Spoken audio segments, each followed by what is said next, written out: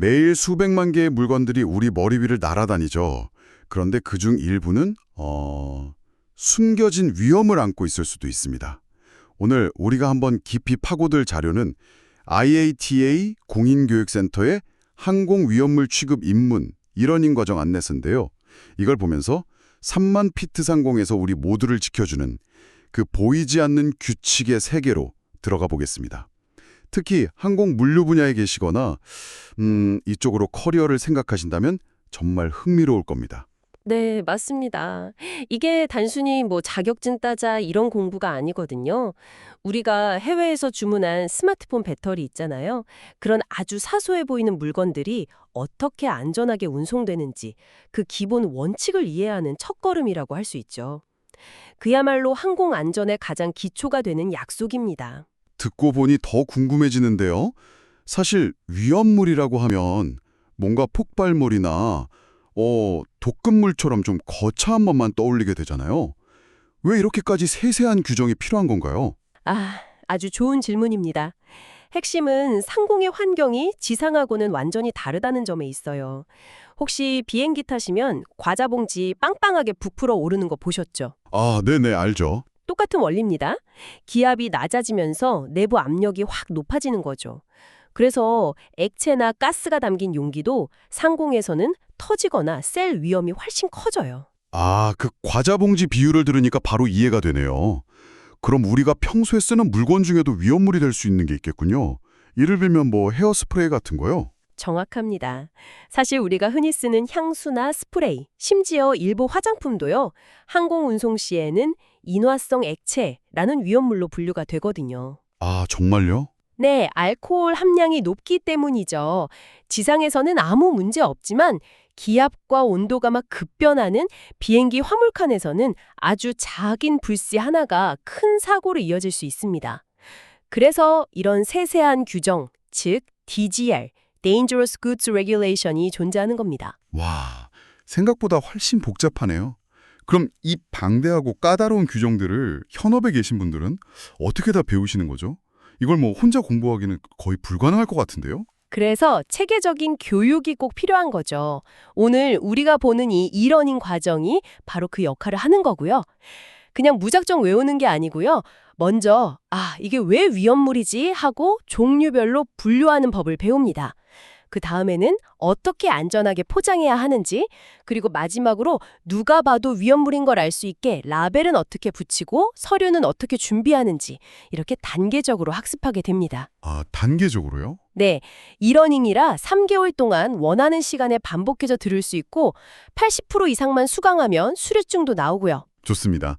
그럼 제가 만약 이 과정을 다 듣고 나면 공항에서 저 상자는 라벨이 잘못됐는데요 하고 이렇게 지적할 수 있는 매의 눈을 갖게 되는 건가요? 실무에서 구체적으로 어떤 힘이 생기는 걸까요? 하하, 매에는도 생길 수 있죠. 근데 더 중요한 건 규정에 근거한 실무 능력의 토대를 다지는 겁니다. 위험물을 안전하게 운송하는 그 전체 과정 있잖아요. 서류 작성부터 실제 취급까지 그 흐름을 다 이해하게 되는 거죠. 이건 그냥 실수 하나 잡아내는 능력을 넘어서요. 전체 물류 과정의 안전성과 신뢰도를 높이는 핵심 역량이 됩니다. 아, 신뢰도. 거대한 톱니바퀴가 사고 없이 굴러가도록 만드는 가장 기본적인 안전장치이자 세계 공용의 약속을 배우는 과정이다. 이렇게 정리할 수 있겠네요. 네, 딱 그 말씀입니다. 핵심을 정확히 짚으셨네요. 오늘 우리가 나눈 이야기는 이 분야의 아주 기본적인 내용들이고요. 더 구체적인 커리큘럼이나 수강 방법처럼 정확한 정보가 필요하시면요. IATA 공인교육센터 스터디에어 고객센터로 직접 연락해서 확인해 보시는 걸 추천합니다. 오늘 이야기 정말 흥미로웠습니다. 마지막으로 이런 질문을 한번 던져봅니다. 여러분이 해외에서 주문한 스마트폰의 그 리튬이온 배터리 혹은 질리 쓰는 향수는 과연 어떤 복잡하고 정교한 규칙들을 거쳐서 여러분 손에 안전하게 도착했을까요? 우리 일상 깊숙이 들어와 있는 항공 위험물 규정에 대해 한 번쯤 생각해보는 계기가 되셨으면 합니다. 그럼 책을 펼쳐봐 주시면요. 제가 목차 잠깐 설명하고 오늘 어떻게 수업 진행할지 이에 대한 부분을 말씀을 드리도록 할게요. 그럼 제가 지금 화면 공유를 통해 가지고 저희 책의 목차를 지금 펼쳐놨거든요. 그거를 가지고 한번 보도록 할게요. 저희 그 책 보시게 되면은 지금 첫 번째 총 몇 개의 섹션으로 지금 구성이 되어 있냐면 1번부터 해가지고 저희 총 12개의 챕터로 구성이 되어 있고요. 그 다음에 부록을 수록해 놓은 걸 보아주실 수가 있어요. 그래서 이 중에서 저희가 중요하게 오늘 알고 가셨으면 좋겠다 하는 인문적인 부분에 있어가지고 그 부분에 대한 내용을 각각의 챕터들에 대한 내용에 있어서 중요하게 좀 체크를 하고 가는 방식으로 진행을 하도록 할게요. 그래서 수업은 기본적으로 한 2개의 챕터를 한 1시간 정도에 하는 방식으로 진행을 할 거고요. 일단 가장 처음에 나와 있는 게 항공위험물의 일반 개요라고 하는 부분 언급이 되어져 있는 걸 보아주실 수가 있는데 이번 첫째 시간은 일반 개요라고 하는 첫 번째하고 두 번째 챕터 공부를 하고 두 번째 챕터에는 어떤 게 나오냐면 위험물에 대한 정의가 나와요. 그래서 그 정의에 대한 부분이 되게 중요한 부분이기 때문에 그 내용에 대해서 먼저 수업을 하고 그래서 1번, 2번, 그 다음에 이제 4번 챕터라고 하는 부분을 먼저 하고요. 그 다음에 2교시에는 저희가 5번하고 3번 챕터 이런 식으로 제가 좀 왔다 갔다 하면서 볼 거예요. 그래서 챕터 어디 펼쳐주세요. 그러면 그거에 맞춰서 진행을 해주시면 될 것 같고요. 그러면 저희가 이제 처음부터 한번 진행을 해보죠. 처음부터 한번 진행을 해보게 되면 목차 넘어가셔서 저희 목차 넘어가셔가지고 처음에 나와 있는 내용에 대해서 보시게 되면 일반 개요 나오는 부분에 있어가지고는 그냥 읽어보시면 되실 부분일 것 같고요. 그래서 특별한 내용은 없으실 것 같고 여기에 첫 번째 그거는 하나 좀 보고 가야 되는 부분이 있어요. 아이아타가 항공위험물을 취급하는 데 있어서 정해놓은 규정이라고 하는 게 바로 DGR이라고 하는 규정이에요. 그래서 항공으로 위험물을 운송하기 위해서는 아이아타가 발간한 DGR이라고 하는 Dangerous Goods Regulation이라고 하는 책을 근거해서 항공화물을 운송해라라고 이야기를 하는데 이 DGR이라고 하는 책이 발간되어지게 된 배경에 대한 부분과 이런 것들을 저희가 개요에 설명을 드렸던 부분인 거고요. 그다음에 이 DGR이 발간이 되어지는 부분에 있어서 기본적으로 삼았던 일반 원칙이라고 하는 것은 그래도 상식적으로 좀 알고 가시는 게 좋을 것 같다라고 하는 거 봐주시면 될 것 같고요.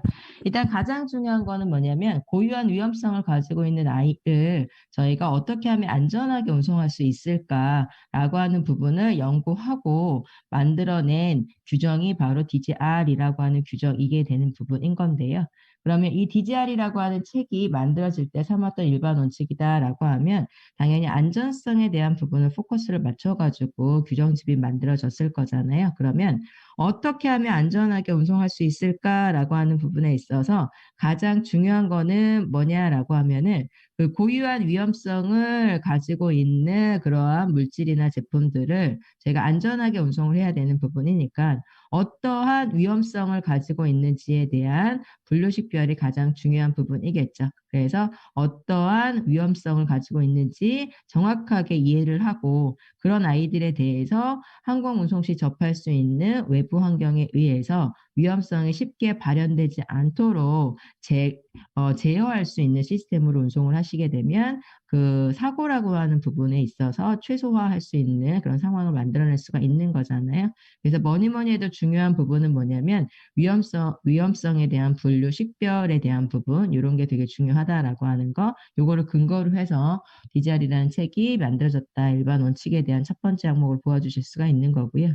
그 다음에 운송하는 측면에 있어서 그러면 이 위험성이 있다라고 하고 위험을 운송해야 된다라고 했을 때 그럼 어떻게 하면 안전하게 운송할 수 있을까라고 하는 그 안전성에 방점을 찍는 부분이 있는데 왜냐하면 저희가 항공으로 운송을 한다라고 하면 여러 가지 접할 수 있는 외부 환경이라고 하는 게 있는데 그 중에 하나 간단한 예를 들어 본다라고 하면 온도의 변화라고 하는 부분이 있어요. 항공 운송 시 접할 수 있는 온도의 변화 범위가 마이너스 40도에서 플러스 55도라고 하는 온도의 변화에 접하게 되는 부분이거든요. 그럼 이런 온도에 예민하게 위험성이 발현이 되어지면 안 되는 부분이잖아요. 그러니까 그런 것들을 감안해가지고 어떻게 하면 안전하게 운송할 수 있을까라고 하는 부분에 있어서 중요하게 두 번째로 고려되어지는 부분이 포장의 적절성이다라고 하는 게 되게 중요한 부분으로 간주가 되는 거죠. 그래서 고유한 위험성을 가지고 있는 아이다라고 하더라도 고유한 위험성을 가지고 있는 아이라고 하더라도 이 아이를 포장을 적절하게 제대로 잘 한다라고 하게 되면은 이 아이에 대한 부분에 있어서 안전하게 운송을 할 수 있다라고 하는 부분이죠. 그래서 포장의 적절성이라고 하는 게 어마무시 중요하다라고 하는 거 보아주시면 되고, 그래서 안전하게 운송하는 데 있어서 포장의 적절성, 완결성에 대한 부분을 더하게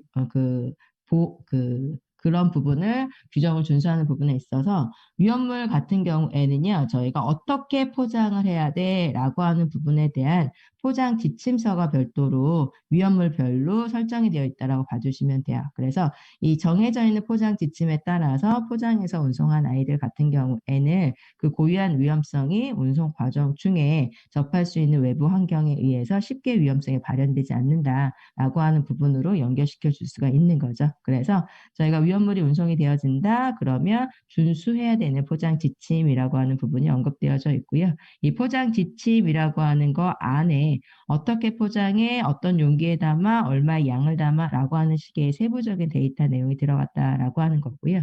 그다음에 또 세 번째 요 포장과 관련된 부분에 있어서 중요하게 또 보는 부분 중에 하나가 어떤 부분이냐면 하나가 또 어떤 부분이냐면 저희가 한 포장물 용기에 하나의 패키지에 얼마의 양을 담느냐라고 하는 부분도 저희가 중요한 관점으로 본다라고 하는 거죠. 예를 들어서 저희가 동일한 포장 용기가 있는데 동일한 위험물이에요. 그런데 여기에는 1리터가 담겨져 있고 여기에는 100리터가 담겨져 있다라고 하면 동일한 위험물이기 때문에 동일한 위험성을 가지고 있지만 요 아이가 만약에 사고가 발생이 되어졌을 때 그 사고의 확장성이라든지 분산성이라든지 이런 개념으로 본다라고 하게 되면 당연히 1리터보다는 100리터가 더 빠른 사고의 확장성을 보아주실 수가 있는 거잖아요. 그렇기 때문에 저희가 포장물 용기에 담을 수 있는 최대 허용치 양이라는 게 정해져 있고 그 최대 허용치 양에 따라서 규정을 준수하는 거를 100%다 규정을 준수해야 되는지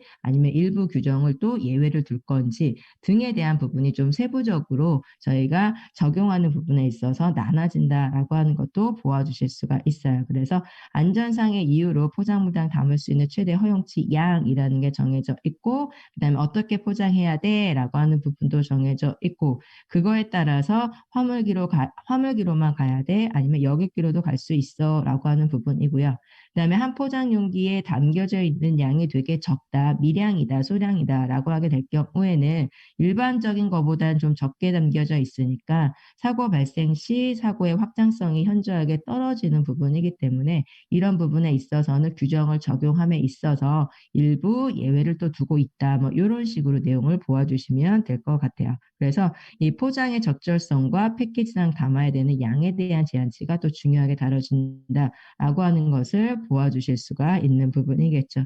그래서 저희 책에도 보시게 되면 위험물을 안전하게 운송하는 부분에 있어서 포장의 적절성, 완결성에 대한 부분을 되게 중요시 여기게 되어지는 거고 그다음에 개별 포장 화물당 허용하는 최대치의 양을 제한을 두고 있다라고 하는 것도 살펴주실 수가 있다라는 부분이고요. 그래서 각 위험물별로 어떻게 포장을 해야 돼라고 하는 포장 지침서를 별도로 제공하고 있다라고 하는 거 살펴주실 수가 있어요. 그래서 그거에 따라 운송을 하셔야 된다라고 하는 부분인 거고요.